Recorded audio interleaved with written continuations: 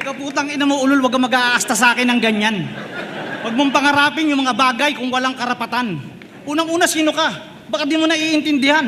Ang larong to ay tunggalian ng mga ulong may laman. Ito'y duelo at tagisan ng matatalim na kaalaman. Putang ina to, wala sa atin o ano. Ang mga tulad mo ay nabibilang sa pangkat bahagi ng mga bilang ng mga taong walang bilang. Magandang mas maaga pa'y alam mo na ang mga yan.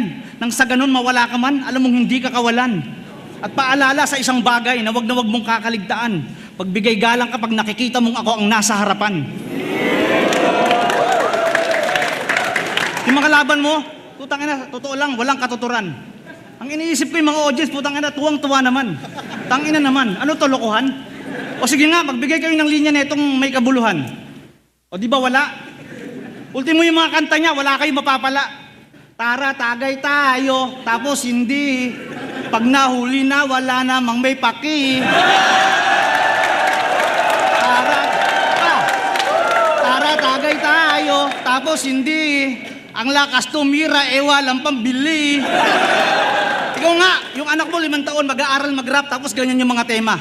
Siguro hanggat bata pa lang, mag-ipon ka na ng pampiyansa.